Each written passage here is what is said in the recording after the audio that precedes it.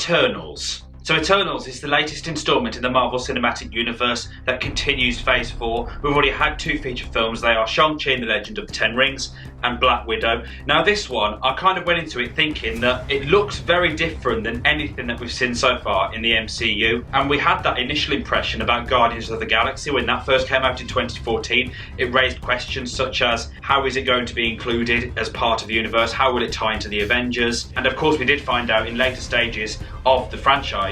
But in this one, because we've had so many characters introduced already, so many universes and all these things, it made me wonder in my mind, how will this? So the expectations of Eternals were very open, and I just went into it thinking, you know what, it'll either be really good or it just won't fit. So Eternals has a broad contextual story, and it takes place centuries prior of an immortal alien race, and their role is to protect the Earth from the deviants, but to not get involved in human affairs, hence why they never appeared in any of the Thanos battles. Despite appearing throughout history, Eternals is set in a post-Endgame time period in which the Eternals once more come out of hiding to fight off against the deviants. So I've already made reference to Guardians of the Galaxy in terms of expectation and how different it is from anything that we've seen before. But in terms of looking at the film from a scale and significant perspective, I kind of had a bad feeling that it would turn out a lot like how Batman vs Superman Dawn of Justice did. I also thought that it could be something really exciting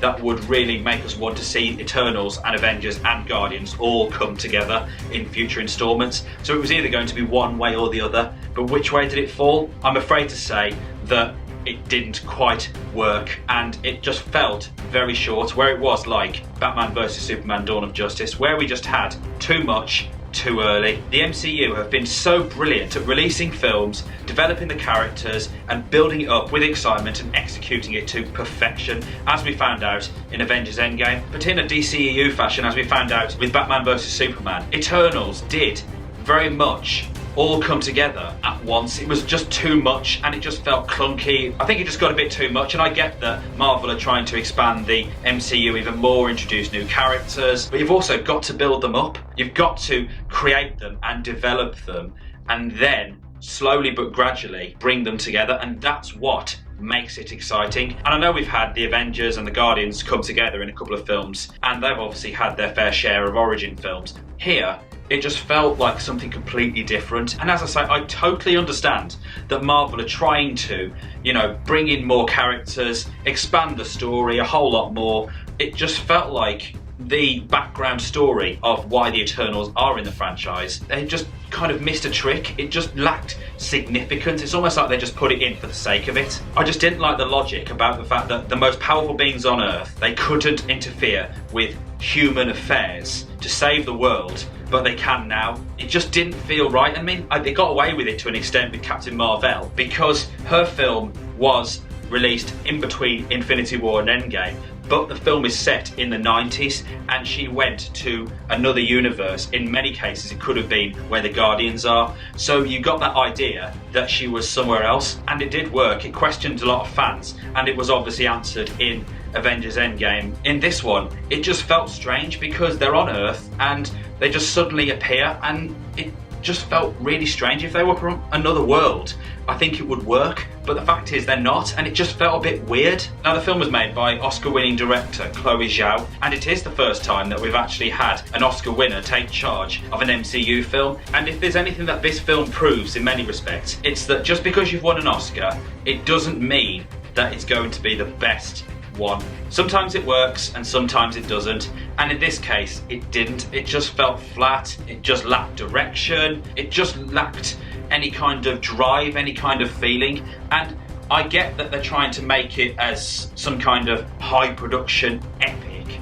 They had a lot to show but very little to execute, and that's what was disappointing about this film and what Zhao did in terms of her directing it. It had some philosophical ideas in terms of mythical beings as we're being introduced to them in the film, and even the flashbacks didn't really work either, because it just felt like they were just basically slotted into certain sequences regardless if the flashback was relevant to the scene before or after. It just felt disjointed. It's like when you're preparing for an exam and you've fed a lot of information from your teacher and then you still fail it. And that was the issue with a lot of context, a lot of information about the characters and about the story, but it just didn't fall very well, and it wasn't executed properly. And it's very unusual when you've got an action sequence that isn't exciting, especially when there's so much imagination and context in terms of story and background, and it just didn't quite connect. And even the scale of some of the characters, who are absolutely humongous by the way, you felt underwhelmed, and I think that's probably the best word to describe how this film was made. And I would probably say the same thing in terms of the acting as well. Gemma Chan, who plays Sissy, I think it's probably the most difficult and awkward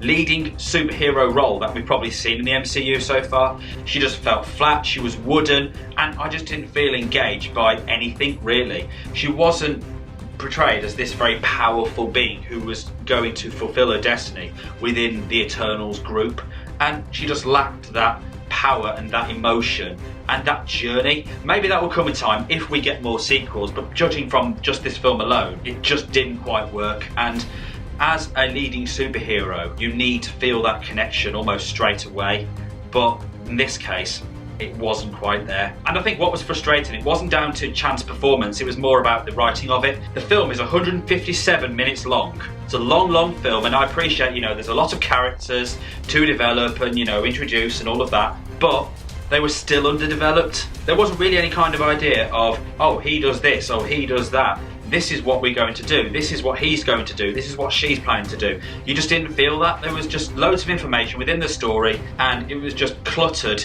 into the film, and that was it. There was no real kind of explanation or direction as to where they were going. And I would say the same thing as well for Richard Madden, who plays Icarus, who's another member of the Eternals, who has very unusual motivation, and I still don't understand what they are. You just didn't really get a connection between hero versus villain, whereas in other previous MCU films that we've had, you got that, and that's what was even more frustrating, that you had a wooden hero and you had a wooden antagonist as well. One thing I will say is the particular representations in the film were fantastic. I really liked the Fastos character, who became the first gay MCU character, and you saw his husband and his son, and it was a very good gesture to the LGBTQ community. And also Macquarie, played by Lauren Ridloff, became the first deaf MCU superhero, and it was really good, those two particular characters, because superheroes come in different shapes and sizes, they have different backgrounds, but here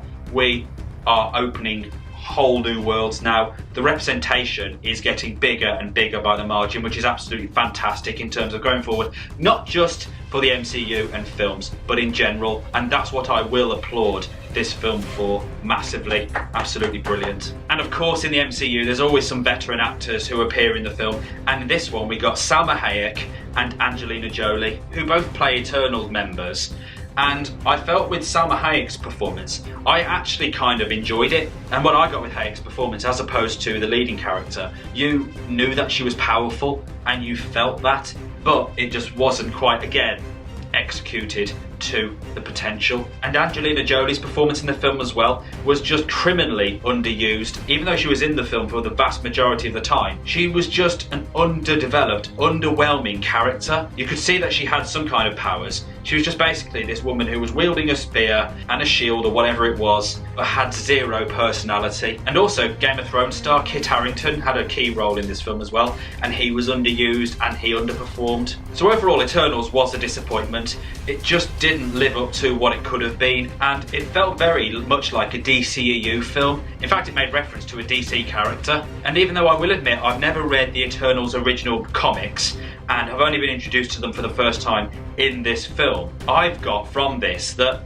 this could be a franchise within itself, on its own, without MCU involvement at all. And it was something that I think could have really built up to be something special, in which we have the Eternals, the Guardians and the Avengers all together. But here at the moment, there's just any real lack of direction. It wasn't really connecting to the other installments in Phase 4 of the MCU. It's going in a completely different direction, and it just didn't feel connected, and ultimately just lacked any real significance as to what we could be seeing in the future. What do you think of Eternals? Have I been too harsh? Do you agree with me? Do you completely disagree with me? Let me know in the comments below, and as always, if you did want to enjoy this video, then please hit that like button and subscribe for more, and have a notification bell tick so you're notified when I upload a new video, and I'll catch you in the next one. Take care everybody.